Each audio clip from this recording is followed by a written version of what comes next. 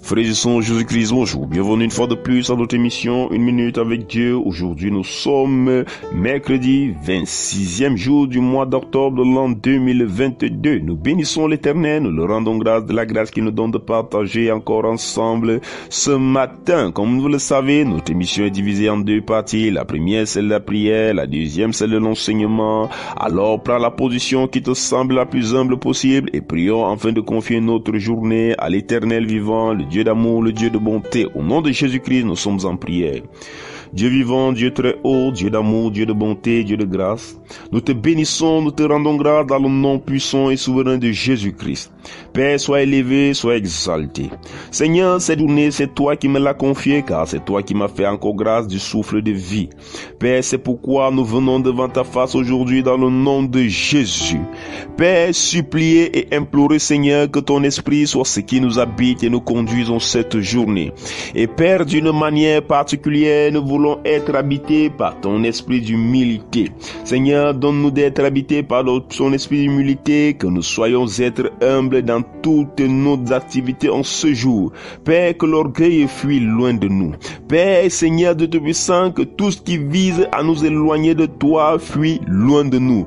Père, car tu nous revêts de ton esprit et tu nous purifies par ton sang. C'est pourquoi nous déclarons avec autorité que nous sommes vainqueurs en cette journée et que nous dominons sur tout esprit impur dans le nom puissant et souverain du Seigneur Jésus-Christ. Nous proclamons et nous déclarons qu'aucun diable, aucun démon, aucun sorcier ne pourra influencer négativement notre journée dans le nom puissant et souverain du Seigneur Jésus-Christ. Père, nous te bénissons également parce que tu te souviens de tous ceux qui crient à toi et tu exauces toutes les prières, tu visites, Père, tous les nécessiteux en ce jour dans le nom puissant et souverain du Seigneur Jésus-Christ. Père, sois béni, Père, sois glorifié par Jésus. Au nom de Jésus-Christ, nous t'avons ainsi prié.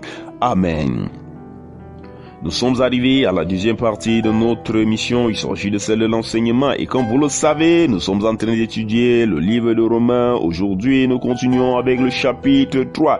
Et il y a un verset qui m'intéresse encore. Il s'agit du verset 20. Il est écrit « Car nul ne sera justifié devant lui par les œuvres de la loi, puisque c'est par la loi que vient la connaissance du péché. » Ainsi, je voudrais parler à des personnes ce soir. Peut-être pour certaines personnes, ce n'est pas la loi juive qui se disent et qu'ils respectent, mais ils ont la loi d'homme qui se disent et qu'ils respectent. Ils ont une morale qui se disent qu'ils respectent et que c'est pas cela, c'est pas cette façon de vivre qu'ils obtiendront le salut. C'est pourquoi de nos jours, tu vas marcher, tu vas croiser des personnes qui vont te dire que moi j'ai pas besoin de votre Jésus, moi j'ai pas besoin de votre église, moi j'ai pas besoin de vos assemblées, moi j'ai pas besoin de vos prières parce que je sais comment vivre. Parce que moi je sais ce qu'il faut faire à l'homme, je sais qu'il faut pas faire ceci à l'homme, je sais qu'il faut faire ceci à l'homme pour être bien. Ces personnes croient que c'est la multitude de leurs œuvres qui peut leur permettre d'obtenir le salut. Ces personnes croient que c'est la multitude de leur morale qui peut les faire trouver le salut, alors que la Bible nous fait comprendre tout le contraire. Il ne faut pas confondre la récompense et le salut. Le salut c'est autre chose. Le salut c'est ce qui te permet d'entrer dans le royaume des cieux, c'est ce qui te permet d'être enfant de Dieu et d'hériter dans le paradis. Les œuvres peuvent t'aider pour la récompense. Dieu peut te sortir des situations parce que tu es une personne bonne, ou bien lorsque tu entres dans le royaume des cieux, tu peux avoir en plus des récompenses parce que tu as été une personne bonne. Mais ce qui te justifie, ce qui te donne droit de devenir enfant de Dieu, c'est le Seigneur Jésus-Christ. Ainsi, si tu crois que par ta façon d'agir, tu peux obtenir le salut, tu es en train de te tromper parce que certainement tu vas commettre des péchés et la Bible nous fait comprendre que celui qui vit selon la loi, s'il pêche contre la loi une seule fois, il a péché contre toute la loi. Or, celui qui est en Jésus-Christ est déjà justifié et cette loi ne peut plus l'accuser, mais tout au contraire, il reçoit même un esprit qui l'aide à vivre dans cette loi parce que lorsque tu reçois le Saint-Esprit, tu commences à être une personne bonne automatiquement. C'est pourquoi le verset 22 va nous dire: justice de Dieu par la foi en Jésus-Christ pour ceux qui croient, il n'y a point de distinction.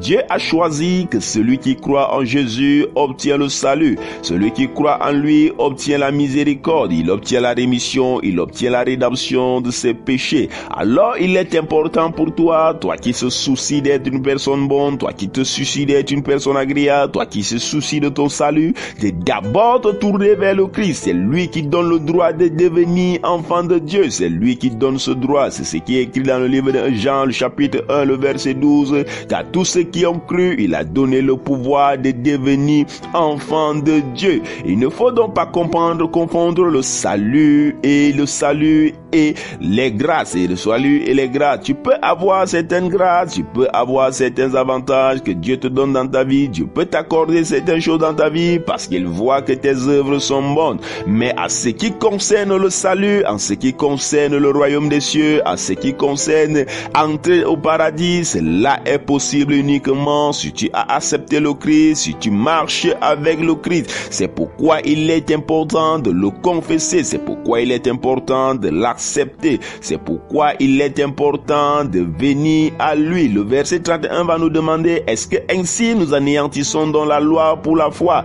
Nous disons non, nous ne sommes pas en train de dire qu'il ne faut plus vivre ainsi, il ne faut pas vivre avec une bonne morale, mais nous sommes en train de dire qu'il faut confesser le Christ et ensuite vivre avec une bonne morale. Et c'est pas la bonne morale qui te donne le salut, mais c'est le Seigneur Jésus-Christ qui te donne le salut. Nous allons continuer demain, s'il plaît à Dieu. Que Dieu te bénisse. Shalom, shalom, shalom.